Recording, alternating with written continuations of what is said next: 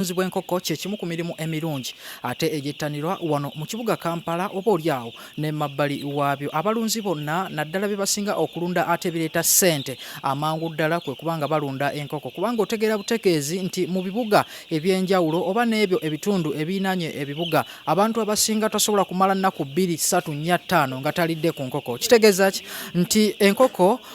oba okola ki oba ogyetaaga. Naye abange omanyi erundibwa etya, evaawa enkoko ey'olunaku olumu etuuka etya wali mu wiiki 3 mu wiiki 4 n'omwezi okubanga ate esobola okutuuka okubanga eriibwa. Biki by'olina okugiwa, erundibwa etya, mazzi ki g'erina okuba, bulungi buyonjo ki bw'olina okubanga ogiyisaamu. Awo nno olwaliwo tugenda okubanga tutambulira ne bannaffe aba ayinza poultry breeders abagenda okubanga batusomesa enkoko eno ogirabirira otya okuva mbuto bwayo, bw'etuuka wakati ki ky'olina okugiwa, omuliro gwenkana ki, kubanga abalunzi b'enkoko abasinga oteeka mbuteesi muliro n'otamanya nti bugumu kiri olina okugiwa. Tulina abakugu aba ayinza poultry breeders abagenda okubanga olwaleero batusomesa enkoko okuva nga ya lunaku lumu okutuuka lwegenda katale. Nze muzikwannamu ama Vincent Kawuma Ssettuba atingiddewo olw'omukaaga luno okubanga nkutuusawo programu yeno eŋŋanzi ey'obulimi n'obulunzi, Farming the Future. Tugenda kutandikira awo, tugenda kwegatta ku mukugu olabe kiki okola otya enkoko zo, ozirunda otya, biki by'olina okukola ne by'otalina okukola. Tovaawo, omukugu agenda kubanga ate atandika okutusomesa.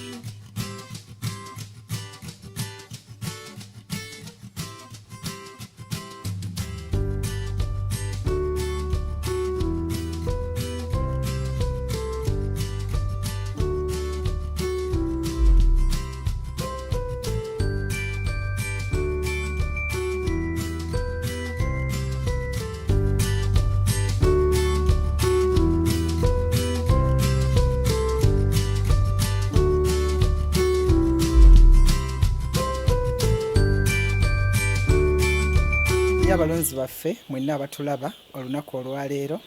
twagala okutwala omukisa guno okubeeyanjulira. Nze ababuuzaako omulongo Waswa Joseph Seggirinya era nga ndi musawo ow'ebisolo okusingira ddala besikale tudiringa nnyo mu nkoko, era olwali tubaleese ku faamu yaffe eno okulaba enkoko zaffe ez'ennyama tuzirunda tutya. Era nga olunaku olwaleero tusinzidde wano e Mukono Namuyenje ku faamu yaffe eno gye mulaba. Tulinako ebyokuyiga bingi eri abalonzi baffe bye tugenda okubalaga, era nga wano tugenda kweteeka tuyingire tutandike okubasomesa musobole okumanya. Bw'oba olina ekibuuzo kyonna kyonna osobola okuyita ku ssimu eziri awo ne tusobola okuba nga tukuyanukula. Wano tugenda kuyingira faamu yaffe, ne wakati nga tuyingira faamu tulina kye tuyita obuwuka. Obuwuka gye tutambulira gye tuva wa yonna tosisinkana obuwuka bungi nnyo. So tuba tuyingira mu faamu yaffe tubeera ne disinfectant. Disinfectant lyeyo eddagala lye tuteeka mu mazzi ne tulinnyamu nga tuyingira ne tulema okuyingiza obuwuka bwe tujje ebweru okusobola okukuuma enkoko zaffe nga ziri bulungi. Era wano nga bwe mundaba tugenda kuyingira faamu yaffe, era wano tumaze okweggyako obukyafu bwonna n'abantu bano nga bw'obalaba ne bakozi bannaffe ababa tukola nabo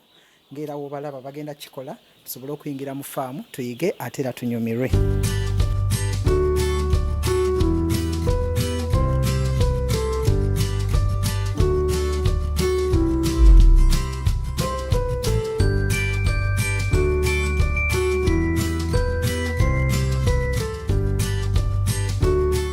Eri abalonzi baffe mwenna abatulaba eyo na gye musinzira okubanga mutulaba, twongera okubalaga nti wali tubadde tuyingidde era kati wano tuli mu faamu yaffe ey'enkoko. Zino enkoko ze mulengera wano zonna tuli mu blooda, era olwaleero tuzze okubasomesa blooda efaanana etya, era gwe omulunzi ali eyo otandikidde wa blooda. So blooda yaffe eno nga ye mugiraba yeno blooda yaffe ey'enkoko ez'ennyama, era ng'olwaleero tuli wano e Mukono nga twongera okubasomesa n'okubalaga. Era nga bw'olaba blooda eno, blooda waliwo ebintu ebikola blooda. Okusookera ddala tulina kye tuyita brooding pots. Brooding pots gwali eyo atulaba, olinza okuba nga okozesa ensuwa, olinza okuba nga okozesa bulbs zino ezikola mu blooda. Ne kati ffe olwaleero tubaleetedde magezi maganda ge gano g'olaba.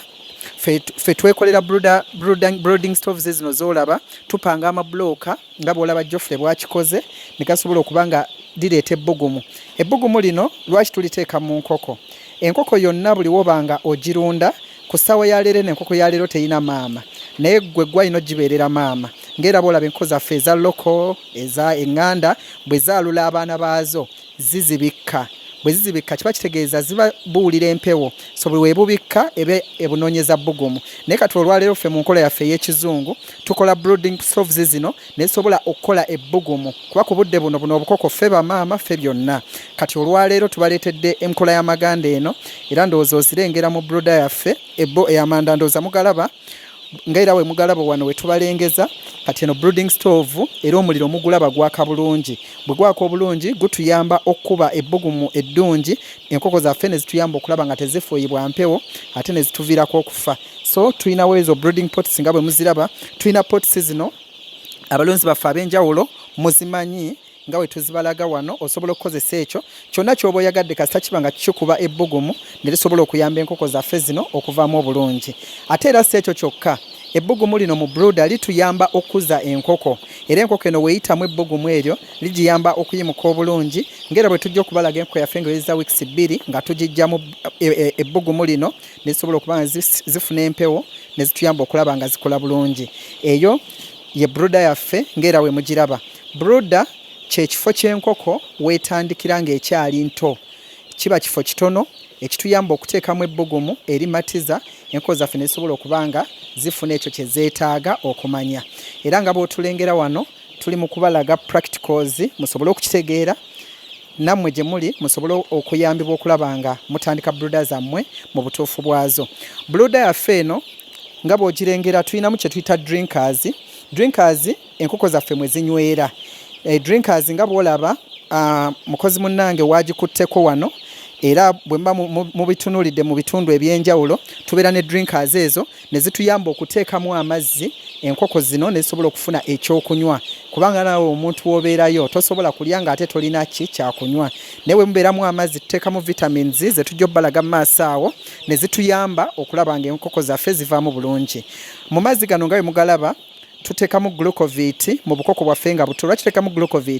glucovit ayamba enkoko zino okustrengtheninga okuziwa amaanyi nesobola okuba nga zeeyagala bulungi ng'era bw'otunuulira enkoko zino gye tuzijja ku companies ez'enjawulo tuzivaccinatingirayo tuzireeta ne tuzitransportinga so zifuna stress ne bwe tuteekamu glucovit oyo atuyamba enkoko ezo okulaba nga zifuna amaanyi ne zigaininga amaanyi nesobola okukola obulungi wamma gwe n'ofuna amagoba amangi nosobola n'okuba nga ogaziwa mu bizinensi so twogedde ku drinkers ezo era zezo drinkers mu bifaananyi nga bw'ozirengera enkoko zaffe zeeyagala bulungi nnyo era nga bw'oziraba mu brooder tulina ekirala ekikola brooder tulinza okutunuulira ebintu bino wammanga tusobola okutunuulira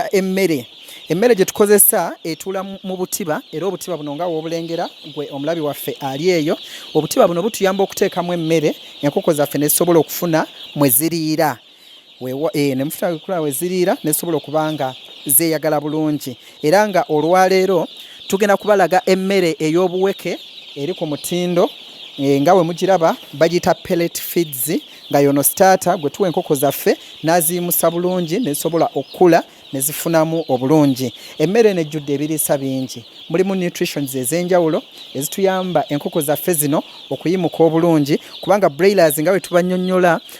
tubagamba nti broiler yaffe tuzitundira ku weeks 4 zokka oba otunda n'osobola okunoga amagoba amangi ennyo era emmere eyo nga bw'ogirengera eyo gy'olaba nga bateeka mu butiba enkoko zaffe kwe zirya ne zisobola okuba nga zeeyagalira ddala bulungi nnyo era emmere eyo gye tuyita pellets starter asobola okutuyamba mu nkoko zino okulaba nga zikula bulungi n'okulunda enkoko n'obeera ddala ku mutindo omulungi mu brooder yaffe sigenda kwerabira brooding peppers tuziteeka ku ground ng'enkoko zino tuzitaddemu eri abalabi baffe mwenna ebiseera ebisinga tugenda balaga brooder eyo ebiseera ebisinga tukwata obukuta ng'omulimi waffe ali eyo omulunzi osobola okuba nga olina buno obwaffe obw'emiti osobola okuba nga olina obwaffe buno obw'emmwanyi bwonna ky'oba otadde ku ground okiteekako kye twandise brooder pepper gy'olaba Geoffrey gy'agenda okubalaga mukozi munaffe gy'agenda okubalaga brooder pepper efaanagana bw'etyo mu ngeri yaayo mulimu abamu abakozesa obukutiya naye obukutiya lwaki tetukubiriza nnyo balunzi baffe bukozesa busika kyewandiisa amazzi enkoko nebeera nga weeri wannyogoga nnyo ne kizireetera okufa okungi naye tukozesa brooder peppers zituyambira ddala okuuma enkoko zaffe nesobola okuba nga zeeyagalira mu bulamu obulungi. Era brooder pepper yeeyo gye mulengera gye tukozesa mu brooder enkoko zaffe nesobola okuba nga zivaamu bulungi nnyo. Tubalaga ku bintu bye tubadde tusomesaako wano wammanga. Buno bwe bukuta bw'emmwanyi bwe twandiise coffee hussicks bwebwo bwe tukozesa mu kiyumba. Ekiyumba kyo kizimbye bulungi kiri eyo gwe teeka buleesi coffee hussicks ezo oziyiweko, then oluvannyuma oteekewo brooder pepper eyo nga bw'ogiraba ogyalirirako. Kati obukoko obwo bw'ogyalirirako bulungi nga bw'olaba, obukoko bwaffe obwo buba bweyagalira ddala bulungi okwo ne busobola okuyambibwa okulaba nga tebumenyeka nga w'obulaba. Naye wano bubeera mu coffee hussicks nga bukyali buto, obumu bugenda ne bulinnyamu, obulala ne bumenyeka amagulu, naye tubuteeka mu brooder pepper bweyagala bulungi. Brooder pepper eyo osobola ogikozesa okumala ennaku nga 3 obukoko bwaffe buba bumaze okustabilizinga n'osobola okulunda n'ofuna amagoba mangi. Tweyanzizza nnyo yeno section eya brooder. Bw'oba olina ekibuuzo kyonna kyoyagala okumanya, ffe abayinza poultry breeders wetuli okukuyamba, ffe abayinza poultry breeders kwetuli okukusomesa okulaga ennunda ennungi ey'omulembe n'osobola okufuna amagoba amangi. Wano tuli mu broilers z'enkoko ze twogeddeko ez'olunaku olumu. Ze broilers brooder yaffe bwe tukitandise olunaku olwaleero. Tugenda kwongera okubalaga omutendero oguddako. Tugenda kubalaga leero tubadde mu lunaku lumu, ne ka tubatwaleko mu week eddako tugenda kubalaga enkoko zaffe nga ziwezezza ewiiki, tubalage ne gaining weight, average weight wezinaaba zituuse osobole okumanya ki ky'olunda. Tugenda kuba tubibalaga, mwebale kubeerako.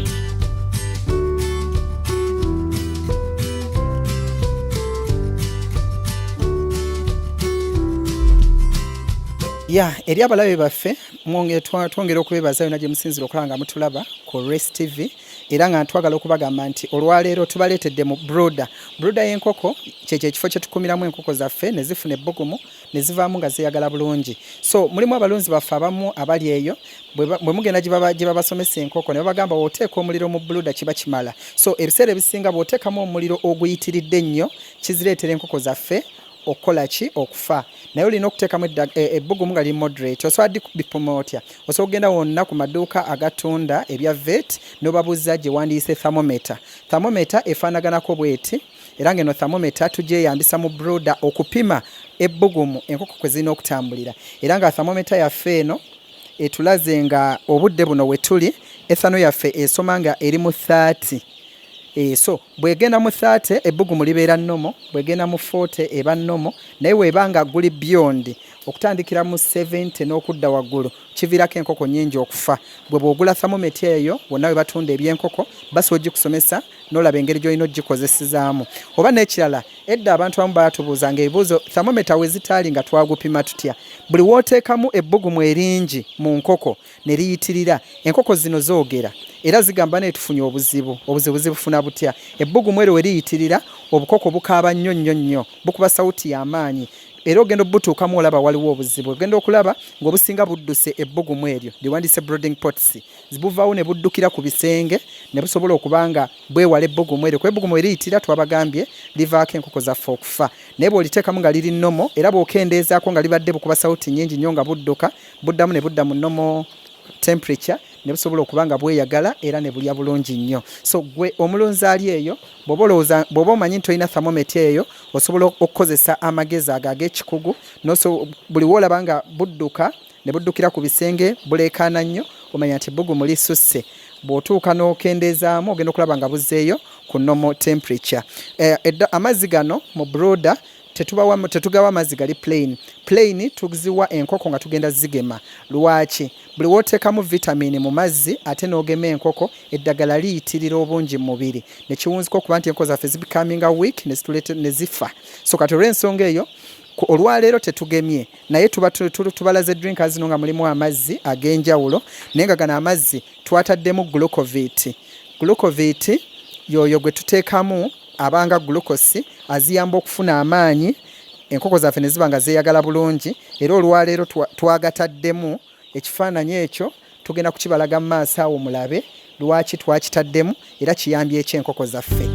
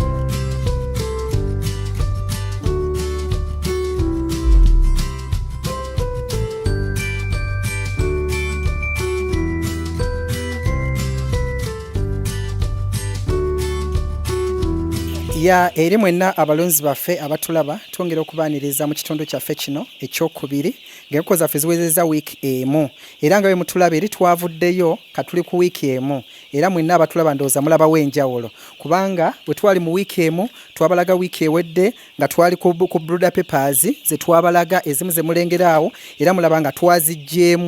twaziggyeemu olwaleero tuli ku coffee husks tuli ku bukuta obukuta buno leero ffe tukozesezza buno obwaffe bwe tuyita obw'emmwanyi ndowooza ngeramu bwe mubulaba wano mu kiyumba kyaffe wano olwaleero wano brooder yaffe eno nga bw'ogiraba tuli mu nkoko 2,000 tuli mu nkoko 2,000 naye nga faamu yaffe ngazi tuwezaako enkoko 1,000 n'okudda waggulu naye nga mu byonna twongera okubalaga omuntu wandibadde oyambibwa otya ng'oleese enkoko ng'ozibuludinga biki bye wandyetaaze okukola naye olwaleero tuwezezza wiiki emu era enkoko yaffe ogiraba yeeyagala bulungi era nga bw'ogiraba mu kiyumba weeri olwaleero tetaddemu brooder papers nga bwe twabannyonnyodde naye olaba nga yeeyagala eyina life ye naawe omulunzi ali eyo osobola okuba ng'olunda n'ofaanana nga ffe olunaku olwaleero era ng'enkoko yaffe ogiraba bakozi bannange obalaba bagikutte bagirina bagenda kukulaga weight kwe tuyimiridde olunaku olwaleero era nga olwali tuwezezza wiiki yaffe emu era olaba ebbugumu wali twabadde n'ebbugumu lingi nnyo naye olwaleero ndowooza mu brooding pots zaffe muziraba ebbugumu siri eriri awo bwe tuba tubakubiddeyo ka flashback ku Rest TV mujja kubiraba naye nga woolaba luli ebbugumu lyali liyitiridde naye olwaleero twakendezezza mu Gwandaba olinza okuba tokirengera naye nze wano wendi akabugumu mu brooding pots zaffe mwekali katono ddala naye nga kayamba okumatiza enkoko zaffe okulaba nga zivaamu bulungi era nga olunaku olwaleero tubaleetedde ebintu ebirala ebyenjawulo bye tutasobola kubalaga ku mulundi guli twayogera mu nkoko ziri ez'ennaku nga tukyali mu wiiki emu ku lunaku lumu twakozesa glucovit ono ke kadagala ke tuteeka mu mazzi g'enkoko nga zaakatuuka ne kaziyamba ziwa amaanyi ne kaziyamba ziwa vibe nebanga etambula bulungi naye olwaleero kati wano we tuli mu wiiki emu tukozesa kyewandiise Chickstart ye vitamini ono atuyambye okulaba nga enkoko zaffe zituuka wano we ziri era nga tugenda kupima enkoko zaffe mulabe average kwe tuyimiridde olwaleero tuli mu grams 185 of which n'emmere yaffe gye tukozesa nungi nnyo 17 olwaleero ndowooza video bwe tunaba tubalengezaako esoose ekoze 13 esoose ekoze 17 esoose ekoze 17 tulina 18 naye nga ndowooza weight yaffe entono gye tulina 13 naye eyo mugiraba ena 17 enezeeko ena 65 so weight yaffe tukoze omulimu gw'amaanyi abali yadde temutuwaanyeeko naye ffe twewaanye kubanga ekintu kye tukola tukinamu obumanyirivu bw'amaanyi nnyo era weeti yaffe bwe tuweyimiridde olwaleero tuwezeza wiiki emu era enkoko zaffe muziraba zeeyagala bulungi twavuddeko mu butiba buli obutono bwe mwalengedde twabuvuddemu olwaleero tugenze mu katiba aka medium ke kano koolaba lwaki buli nkoko yaffe bwekula tujambusa level nesobola okubanga efuna ekyo kyeyandibadde ng'efuna eyo erina mmeka eyo naye erina 17 so kitegeeza tulunze bulungi era njagala okutuusa omukisa guno okwebaza ttiimu yange yonna gye nkola nayo wano ku faamu eno bakoze omulimu munene nnyo okulaba nga ebintu bino bitambulira ddala bulungi nga we mubiraba era ng'olwaleero tubalaze enkoko yaffe ng'eweza wiiki ndowooza ogiraba mu brooder ekyalimu naye tunaweza wiikisi 2 tugenda kuba tuvaamu ate tubalage ekifaananyi ekirala nga we tunaaba tutuuse mwebale nnyo okutulaba era wano mu wiiki yaffe emu enkoko zaffe wano wezituuse era muziraba zeeyagala bulungi luli tubaddemu kafunga kafunda ddala naye olaba olwaleero twongedde okusika ne tugaziya brooder yaffe nga bw'ogiraba era oziraba zeeyagala bulungi ebiseera ebisinga waliwo wetutuuka stage ne tutuuka nga enkoko zaffe tezeeyagala bulungi okiraba otya enkoko zino nga bwe nabagambye mu kitundu kiri ekyasoose nti enkoko zino zoogera ekintu we kiziyitirako zoogera zitya osobola ziraba nga ziyongobedde osobola okutubuulira akabonero akasooka ziba ziyongobedde osobola okuba nga ebbugumu tono mu brooder n'oyongeramu ne ziddamu ne zipiikinga ebiseera ebisinga bulwadde kibwe tutunulira ku nkoko ne we ziba za wiiki emu ne we ziba za lunaku kalimbwe weeza enkoko kwa determiningira era gwali eyo atulaba bw'olaba kalimbo ow'enjawulo mu nkoko tegeeza omusawo yenna ali ku veterinary shop yonna oba omusawo yenna gw'olina omukubira omugambi munnange enkoko zange nzirabyemu kalimbe bw'ati bulwadde kyobwo aba asobola okunnyonnyola obulwadde obuluma enkoko n'akuyambako n'okulagirira eddagala n'oziteekamu ne zeeyagala bulungi. Enkoko zino ziraba otya nga ndwadde, osobola okuziraba ng'ezimu ziyongobera ng'ate bbugumu mweriri. Bintu ki by'otunuulira? Kalimba oyo aziyamba. Mpozi wano ne ku wiiki emu kye twebuusiza amaaso okubagamba, tukozesa nnyo antibiotics ne tumaintaininga enkoko zaffe ne ziba nga tezitulwalako yadde okutufaako.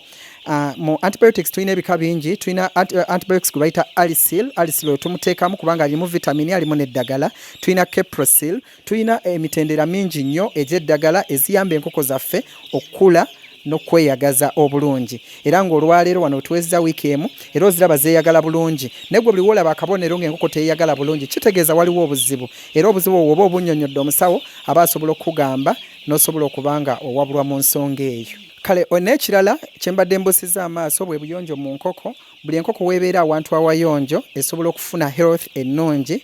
era naawe ne kikuyamba okulaba ng'ojjamu enkoko bulungi. Ndowooza wano ekifo kyaffe mukiraba tuli bayonjo era buli enkoko yonna weerinnya naawe omuntu osobola okulinnyawo ng'era nawe olinza okubeera mu kintu ekikyafu tosobola kubeera bulungi era olwala. So olwaleero tutunulidde enkoko yaffe eya wiiki olaba eri mu kifo kiyonjo, ekiyumba tekitotobala. Naye waliyo abalunzi b'osanga ku faamu zaabwe ez'enjawulo n'agamba musawo enkoko zinfaako, enkoko bampambi, naye nga obuzibu obuviirako enkoko ezo okufa bukyafu bwa kiyumba. Era ekiyumba kyaffe kino bw'oba okitunuulidde kyonna okirengera enkoko zaffe ziri walungi, teziri wabisi, teziri watotobadde, ekiziyamba okulaba nga tuzikuuma, okulaba nga zikula bulungi ne tutuuka ku market ng'ate tutaddemu ssente nnyingi. Kuba wobeera nga ekiyumba kikyafu enkoko zaffe zirwala nnyo ne kituviirako okufiisa mortalities nga nnene, ate n'ekirala n'okuteekamu ssente ng'ogula amadagala. So okwewala ebyo byonna olina okukuuma ekiyumba kyo nga kiyonjo, enkoko zaffe ne zisobola okuba nga zeeyagalira ddala bulungi nnyo. Era obutiba bwaffe mubulaba setting arrangement mu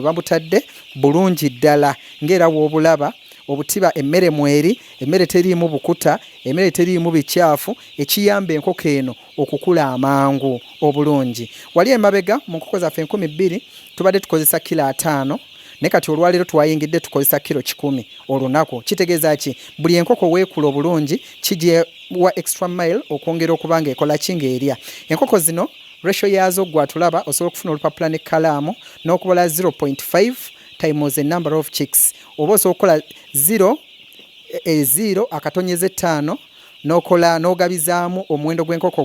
gw'olina ne gukuwa ekipimo ky'emmere ekituufu ky'olina okuwa enkoko zo. Era mu maaso we tujja okubongera ne practicals ne kyongera okutuyamba. Zino enkoko zaffe tuzipimira. Mulimu abalunzi abamu ye ng'amanyi nti enkoko erina kulya buli, erina kulya buli. Nedda, enkoko buli weeri ennyo ejja kye bayita okola okutya okugaziwa, okuleegulukuka ne obanga enkoko ogiwa ekulya, ate buli weekulya ennyo kitegeeza n'ensawo yo amagoba oba tojja kufuna kubanga gewandifunye ogipiika nnyo nesobola okuba ntekola ki tegira. Naye kati wano mu wiiki yaffe okuva ku lunaku olumu we twabalagane wano we tutuuse ekyali ku 0.5 times omuwendo gw'enkoko ne kituwa emmere gye tuziwa. Kati zino ezaffe wemamba zizzaayo emabega bwe tukola 0.5 times enkoko 2,000 kitegeeza tugenda giwa ttani emu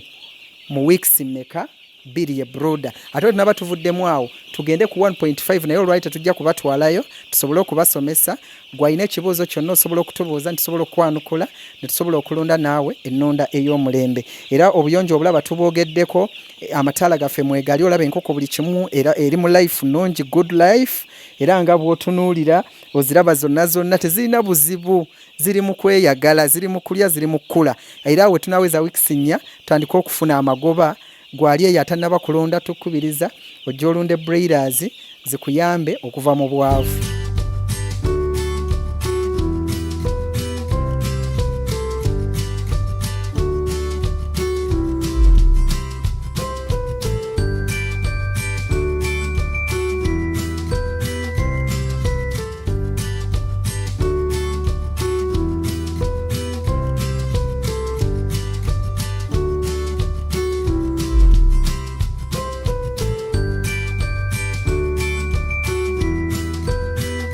Kale eri abatulaba mwenna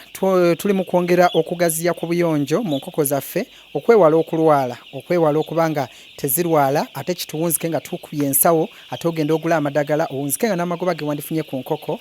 gaggweredde mu ddagala. Kitegeeza ki obuyonjo kintu kikulu era nnyongera okissaako amaanyi era nga drinkers zaffe zino nga bwe muziraba tuzooza buli luvannyuma lwa lunaku lumu tutya olwaliwo tuba tutaddemu plain water tusobola okugamba nti tetujozezza enkeera ate oddako katujooze naye nga oba olina amaanyi ojooza then we tuba tutaddemu vitamin means nti singa aba aweddemu 24 hours omugjamu noddamu ne bazooza bulungi ate n'ozizzaamu tuzoozezza ki osobola okukozesa sabbuuni n'ekintu kyonna oba si kyekyo osobola okufuna disinfectant tulina ebika bingi era twabibalagako mu musomo ogwasooka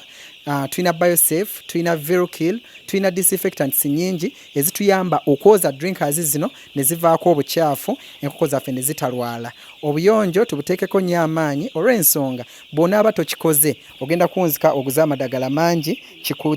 kikuleetere okubwa ssente ennyingi nnyo kyekimu n'obutiba buneeno bwe mulaba bu trafisi mwe ziriira era nabwo tubwoza ne kiyamba enkoko yaffe okulaba nga eri smart ngera bwe tubagambye nti ku faamu yaffe eno tukuuma obuyonjo nga kintu kyekisookera ddala kyenva mulaba tetulwaza nkoko ate tulunda okulaba nga enkoko evaamu ku mutendera omulungi era nga twongera okubakubiriza ku buyonjo kubanga obuyonjo olwaleero tubutunuulidde nnyo mwe abatulaba ku Race TV era nga tubagamba nti coffee huskers zino ze zituyamba enkoko zaffe kwe zitambulira ne zifuna good life ngera bw'oziraba naye ebiseera ebisinga oliwo omugamba nti genda ogule obukuta abuteekamu nedda okuuma obuyonjo ngera mutwe bano ku faamu tuli bayonjo nnyo era obukuta buno tubukozesa kumpi buli luvannyuma lwa weeks 2 ku 3 ne tubujjamu ate wobujjamu tobusuula kubanga ngaffe abali mu bulimi n'obulunzi osobola okukwata obukuta buno ate n'obuteeka mu nnimiro ne bukola ng'ebigimusa so mu nkoko abalunzi baffe mwenna abatulaba tubakubiriza nti tewali kye tusuula era bwe tunaba tuzze n'omulamwa nga tubalaga nti mu nkoko tewali kye tusuula tujja kubalaga nti n'amagulu gennyini ag'enkoko gatundibwa era amasupamaketi agakuledda agali mu ggwanga osobola okubiraba so n'olwayo tutunulira obukuta buno gwe woobujjamu pakira bisawo byo era tujja bikulagako ebweru awo bye twapakidde era we nawe tubibalaze abantu bangi bajja wano ne babitusaba ne tubibaguza kubanga era ngera wobitegeera tuzokwata ne tubaguzanga ebigimusa mu nnimiro zaabwe ate naye abalima amatooka abalima muwoga abalima biki ne kibayamba okukola ki okubanga baganyulwa so mu nkoko zino era naffe tujja kubalaga ku bitooke byaffe ebyetoolodde bwe tujjamu obukuta buno tubuteeka ku malimiro gaffe ne situyamba ate okufuna ne ku sayidi y'okukola ki ey'okulima so n'olw'ensonga eyo tutunulira obukuta buno mu wiiki 2 ku 3 tusobola okubujjamu ate ne tuyiwamu feezi endala ne kituyamba okuuma obuyonjo ne bubanga bulungi ddala era nga bwe twabannyonnyodde mu nkoko zaffe ziri ezasooka twatunulira broda naye nga twatunulira nnyo omuliro ebbugumu enkoko zaffe kwe zitambulira twabalaga ebbugumu we libeera lingi nnyo enkoko zikola ki zitufaako nnyo waliwo olinza okutuuka tugeze nga ebbugumu mu brooding pot eyo ng'ebbugumu terimatiza bulungi era ojja bulaba obusinga bugenda ne bwekuŋŋaanyiriza ku bbugumu eryo ekitegeeza buba bumaze okwogera nti ebbugumu ttono twongeremuko ku bbugumu buddemu buzanye bulungi ojja kutuuka mu situation olabe ng'enkoko ezo zidduka ebisenge kiba kitegeeza ebbugumu liba likoze eki liyitiridde wawo ojja obulaba nga bukoze olulayini kiba kitegeeza nti ekiyumba w'olundira too much sunshine omusana guyinza okuba nga mungi ddala ne gubukumamu kati bwo ne busobola okwekolera ekisiikirize ekirungi naye olwaleero tubalaze enko zaffe eza wiiki emu we zituuse era muziraba zeeyagala bulungi ebbugumu eririmu lyeryo bweyagala bulungi era singa tusanze ebbugumu nga lingi nga tubagezezzaako nga ku liri eryasooka wandibulabye obusinga nga buddukidde ku bisenge nga n'okufa bukola ki bufa naye olwaleero nga tubalaze ebintu ebyo katulindirire mu kitundu ekinaddako tubalage enko zaffe zinaba zituuse n'ebibuuzo ebira tujja kuba tusobola okubyanukula mu programu enaddako era olunaku olwaleero ku wiiki emu tugemye olunaku olwaleero era nga vaccine gye tugemye olwaleero ye Newcastle tugiteeka mu mazzi waliwo eya oro kiba kitegeeza nti oro yeyo vaccine gye tuteeka mu mazzi naye ffe tetuwagala nnyo okukozesa oro olw'ensonga oro eyo ebiseera ebisinga enkoko tefunamu nnyo nga wano wookoze direct contact kyeyo enkoko woogikwata n'otonyeza mu liiso direct si nsonga muwendo ki ogw'enkoko gw'olina naye nga emitendera mingi mwe tuyita okugema enkoko era olwaleero ku wiiki esooka tugemye Newcastle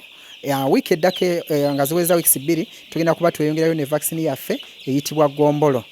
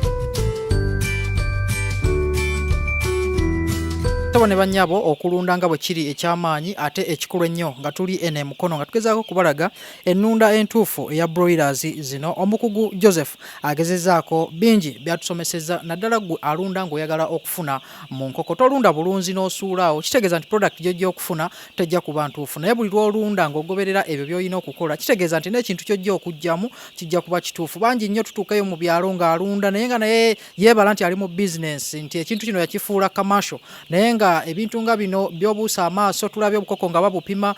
nti mu wiiki emu kalina okuba nga kaweza gram 150 n'okudda waggulu, naye nga kako nga tokapimangako nakulaba oyinza n'okukapima kali mu 7 oba kali mu 8 oba 10, ate ne bw'okapima otegeera lwaki kalina 150 oba lwaki kalina 10. Ebyo byonna tulina okubirondoola ne tulyoka tutegeera oba ne tulyoka tufuna ekikulu eky'amaanyi mu kulunda naddala ennunda eno eya broiler, kubanga zino enkoko ziri delicate nnyo nga bwe batubuulidde nti buli stage olina okuba nga ate okolako ebintu eby'enjawulo nga bwe batubuulidde, kubanga olabye eri mu bukoko obw'olunaku olumu bintu birala nnyo bye tukola.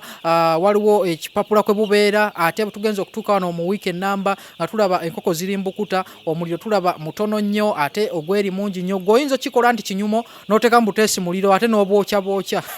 kale mmwe abalimi bingi nnyo bye tulina okwegendeza, naye omukugu tukyali naye Joseph akyagenda mu maaso kubanga ate atusomesa. Tuvudde mu bwa wiiki emu ate kati tugenda kubanga atwongerayo mu nkoko ziri ez'omwezi eziwezezza omwezi tulabe so zizitowa kyenkana ki, kubanga balina target eya kilograms ne bagamba nti enkoko eya wiiki 2 ebe zitowa bweti, ey'omwezi ebe zitowa bweti. Kati gwe bw'otuuka enkoko yo nga mbutuufu gy'obadde obala omwezi ng'erina okuba nga ewezezza kilogram ng'ate gwe okyali mu grams, kitegeeza olina bingi by'otakola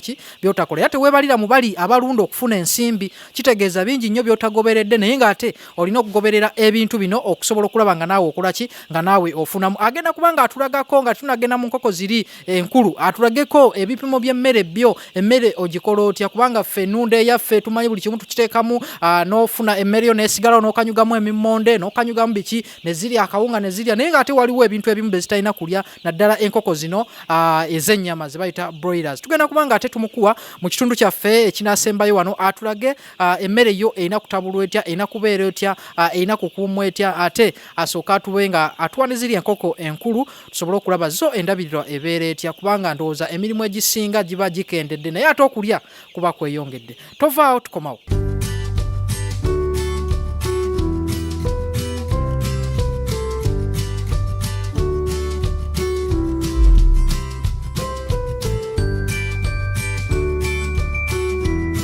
Olwaleero tuzze nga tubalaga ebintu eby'enjawulo mu nkoko zaffe era ng'olwaleero tubaleese ku section endala. Wali tubadde ku mmere ey'obuweke gye tuyita starter pellets, naye olwali tubaleetedde emmere gye bayita grower. Ffe abayinza poultry breeders twakimala olw'ensonga tutabula emmere ennungi eri ku mutindo, era olwaleero tutunuulidde blocken gye wandiise kasooli, maize brand wamu ne concentrates ez'enjawulo ze tukozesa, naye nga ffe olwaleero wano twasala tukozese akalungo ka jubairi era katuyamba ennyo okulaba nga enkoko zaffe ze tugenda okubatwalako olwaleero nnungi nnyo nga bw'okiwulira. Era olwaleero emmere eno gye mulaba mulimu kasooli, mulimu ka brand, mulimu ne concentrate, era etuyambye nnyo okuba nti tugitabula bulungi eri ggwe omulabe waffe atwaba olwaleero osobola okontakitinga abayinza ne bakuyamba ne bakusomesa obulungi ku ngeri y'okutabulamu emmere eno n'osobola okuwa enkoko yo ekintu ekinaagiyamba okukula mangu. Era n'emmere nga bwe mugirabye tugenda kubatwalako enkoko zaffe mulabe zituuseewa, ziri mwezi gumu n'oyinza ogiyita ya weeks 6. N'olw'ensonga eyo ekyemmere twakimala osobola okujja n'otutuukirira ne tusobola okuyamba ku ngeri y'entabula emmere ey'omulembe. Era banaye tubakubiriza mwenna abatabula emmere yaffe tukiteeka mu kifo ekiri cool,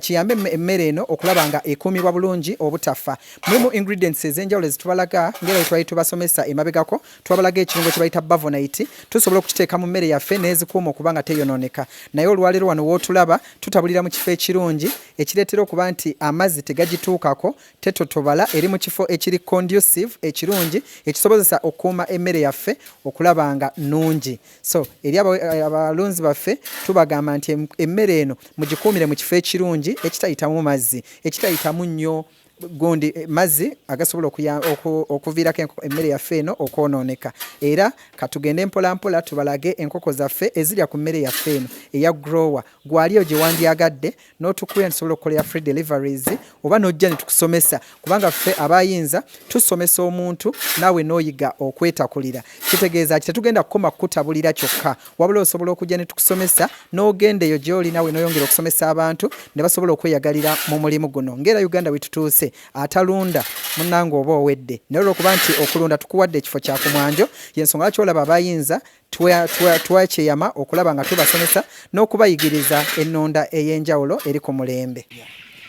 Eri abalabi baffe abatulaba ku Race TV, twongera okutuusa omukisa guno okubeebaza reactions ez'enjawulo ze muzze nga mutulaga okuva twatandika okulunda n'olwali wano we tutuuse. Era ng'olunaku lwaleero tuwezezza omwezi mu nkoko zaffe okuva ze twatandika okulaba nga za lunaku lumu, leero tuwezezza omwezi. Era nga bw'otulaba ne ttiimu yange eno yonna wano emukono Namuyenje we tuli okubasomesa ennunda ennungi eri ku mulembe. Era nga n'akamwenyumwenyu wano ke mulaba nti katutandise okutuuka ku kinyusi eky'okukungula, era nga enkoko zaffe zatuuse okutundibwa. Abaffe musobola okutubuuza leero tuli mu weights yenkana ki, era nga mubalaba wano bagenda kutwala wali eri ku weighing scale yaffe okupima babalage wawe tutuuse. We twogera tuli mu kilo emu ne grams 7 bwe tutyo we tutambudde, ekitegeeza nti emmere yaffe gye twabalaze ayinza Poultry Breeders gyetabula eri abalunzi baffe enkoko wano wezituusizza. Era wano mugenda kulaba weighing gundi zaffe abaana nga bazitwala wali basobole okukola akadigitaako, musobole okuba nga mubikola ki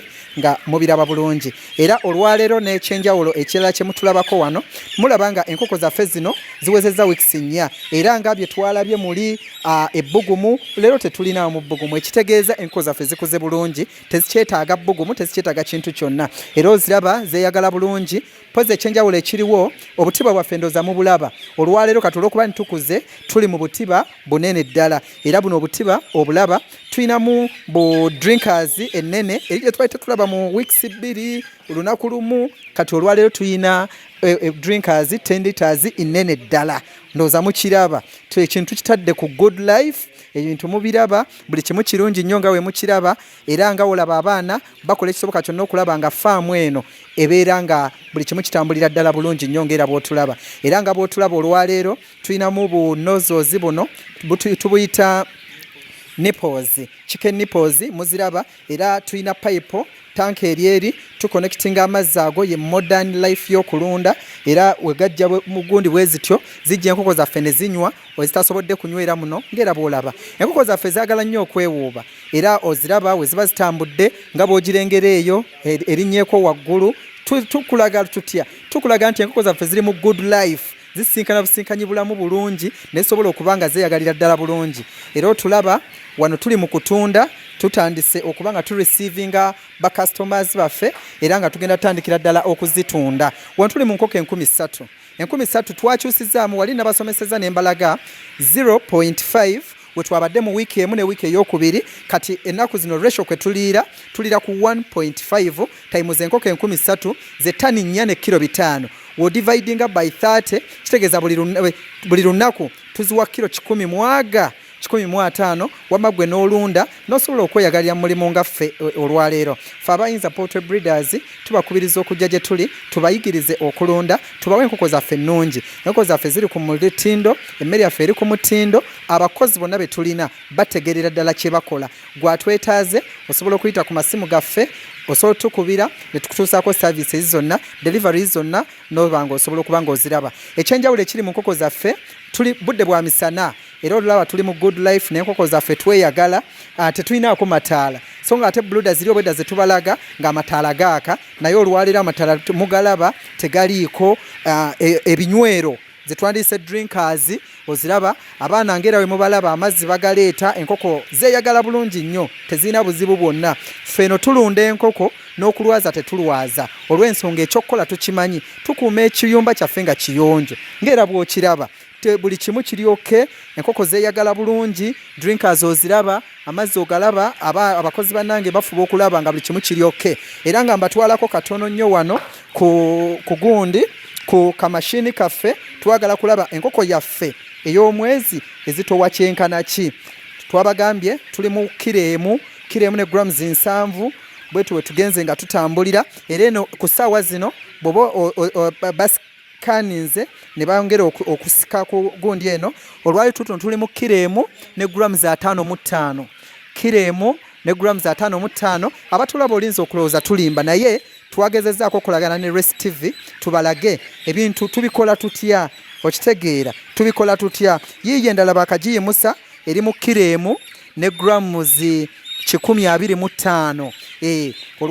katubalageyooko n'endala musobole okumanya kye tuliko endala yiiyo ezitoye renda 5 nezitoye renda 5 eno ezitoye gundi kilo emu yiye eri mu kuzanya kilo emu twongera okubalaga ennunda ey'enjawulo eyo eri mu rwenda yentono nga erimu naye nga ndowooza mutulaba tutambulira mu kilo emu ne grams 9.5 ndowooza muziraba kilo emu ne grams 9.5 awo wetuli naye ng'enkoko zaffe zonna basically 90% tutambulira mu kilo emu ne grams 7 kilo emu grams 7 zemulabamu ng'entono era nga womanyi woosobola okuzaala abaana n'ofunamu abanene n'ofunamu abatono oyo wuuyo omulaba akamuleeta naye eri mu kilo emu ne grams 9.5 kitegeeza wano twayitawo dda fe abayinza kulagana naffe tusobole okulaga ekyenjawulo mu nkoko ng'era bwolaba Geoffrey endala azireese katupime kweza ate tulabe tulonda bulonzi tuli mu good life yiye eri mu kilo emu ne grams 7.5 grams kilo emu ne grams 7.5 endala ekoze kilo emu ne grams 5 kintu kyaffe kitambulira ddala era katugenda kunoga magoba waneeno ku faamu temutuzanyisa eyo ndowooza yiye ekoze rwenda 7.5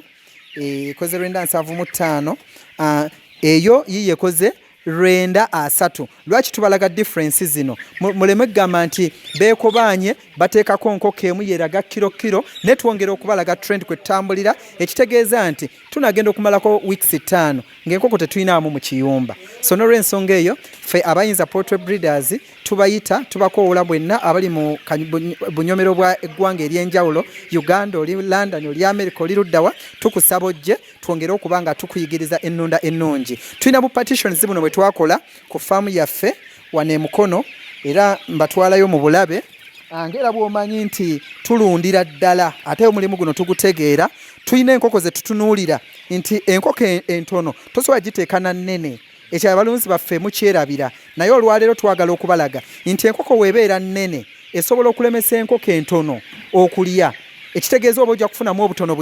bungi ne tusala amagezi ng'abayinza twasalawo tukibawe kati olwaleero tugenda batwalako ku bwe twalondamuuko bwe tulaba obutono nabo tubuliise bwokka tulabe ate bo buzito wakyenkanaki era wano vidiyo nga weebalaga tubalaga obukoko obutono bwe twalondamu tubalage ate bo butuuseewa obutono ddala obulaba buba buli mu grams 9.5 ekitegeeza nnaku 3 tugenda kuba tukikubye nga tuuse mu kiro kano kalaba kali mu 810 wano tubalaga obutono bwe twajjeemu obutono ddala naye ng'ate bulinga just 5% ku muwendo gwe tulina kano kalina 745 gye tulina eno twagala tubalage nti tubalaga ekinene ate lwaki nakyo kiba kijja bwe kityo wano tulina 730 buno bwe butono bwe tulina naye nga ku percentage bulinga like 5% ako nako katono tulina kali mu 600 mu mmeka 610 lwaki twagadde okubibalaga nti gwali eyo osobola okubeera n'enkoko zo bw'oziraba nga zonna nnene tozireka kulwanaganira mu butiba ng'abalala bwe bakola lwaki nti enkoko ennene eno tegenda ganya kakoko katono kano kukola ki kulya naye osobola okukajjamu ate nako ne keerwanako tugenda okutandika okutunda enkoko ng'enkoko zizitowa ekintu ekyo kimu yensonga lwaki olaba twakola kano akatonotono ne tusobola okuyambibwa okulaba nga enkoko zaffe zitambulira ddala bulungi tugenda balaga sick bay wano ku faamu yaffe abayinza poultry breeders byonna tubitunuulira buli environment yonna tugimanyi bw'osinkanamu enkoko endwadde osinkanyemu enkoko ennema ngenda zikutwalako nazo zirabe tetuzikompitinga na zino kwaye tulina zikompitingamu zino zijja zirinnyalinnya ziwunzike nga zifudde tulina ka sick bay ke kano wano ke mulengera tulinamu enkoko ennema obuteeyagala bulungi nabwo tubuleka ne bulya bwokka ewe buli wano tubuteekayo ne busobola okubanga nabwo bufuna ekifo ekirungi ne tusobola okugyamu ssente kubanga twabagambye ffe ekya bizinesi twakimala tetukkiriza kukola loosi enkoko ne twagiteereddemu eno ate eno egitawaanya efe olw'okuba yo y'amaanyi nabo tubayiiyiza ne tusobola ate okubajjamu essente leero tusinzidde wano Namuyenje we tubasomesereza ng'ayinza Poultry Breeders tuwongera okubayita yonna gye musinziira okutulaba mujje tubayigiriza ku online tubayigiriza through physically tubayigiriza ku masimu tetuna tutayigiririza wonna gwe wootuyise bw'oba otwetaaga osobola okuyita ku masimu ago ne tusobola okuyamba njagala okwebaza ttiimu yonna gye nkoze nayo olwaleero njagala okwebaza ttiimu yonna ono manager waffe wano ku faamu bano bakozi bannaffe we tukwasaganye ekintu kino okulaba nga nammwe tukibawa ne kibaagazisa okulunda bakola omulimu gw'amaanyi nnyo okulaba nga tuyimirirawo era nga bwe mubalaba wano ffenna we tukolera era nga abo yatwetaaze musobola okuyita ku masimu gaffe 0759 78 66 05 oba 0784 16 37 35 bwenzogera mu luzungu tuyita ku 0759 78 66 05 ne 0784 16 37 35 ojja kusobola okufuna ekibuuzo kyonna ekikumaze ebbanga nga kikusumbuwa mu kulunda kibuuze tetulina kibuuzo kye tutasobola kweŋŋanga kubanga kino tukiri mu good life kuba buli kimu ekikwatagana n'okulonda tukimanyi bulungi ekibuuzo kikumazeko ebbanga oyagala okumanya kyekitegeeza tukusaba otubuuze tusobole okwanokola twebaza ttiimu yonna twebaza management ya Race TV etuwadde akaseera kano okulaba nga tutuusa ku balunzi baffe abali eyo okulaba nga beyagalira mulimu guno n'ebibuuzo bye balina okulaba nga buli kimu kitambulira ddala bulungi twagala okubebaza mwebale nnyo mwebalire ddala tubagamba mwebale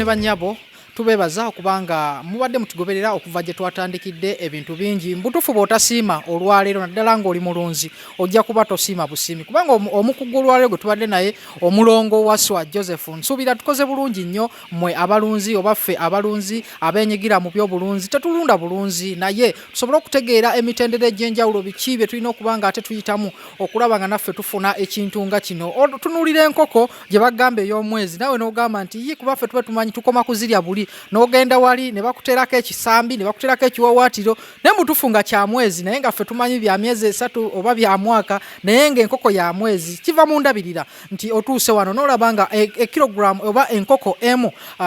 wano mu ayinza ng'ezitowa mbutufu kilo emu kitundu kilo emu ne grams 3-5 nsuubira okulabirira kuba kulungi nnyo tuyige ebyo bye tulina okuyiga okusobola okulaba nga ate tukuuma omutindo naddala mu bino bye tulunda kubanga nazo enkoko zino nga bwe twagambye oba ng'omukugu bwagambye ziri delicate nnyo nti bw'osenga obaamu katono nnyo n'okamesinga up kitegeeza tojja kujjayo kintu kyokola kintu kyojja kufuna ebintu ebyenjawulo nga nze olwaleero nga bwe mbagamba buli lunaku mbaako ate nange kyenjiga wadde mbatuusaako ebintu bwe biti nti waliwo enkoko ezibadde ennene naye ate ne mubaamu n'obukoko obutono kitegeeza nti zonna endya si y'emu newakubadde zatandika olunaku lumu oba enkula si y'emu mulimu obutono naye ate bo tebabulese kubeera nga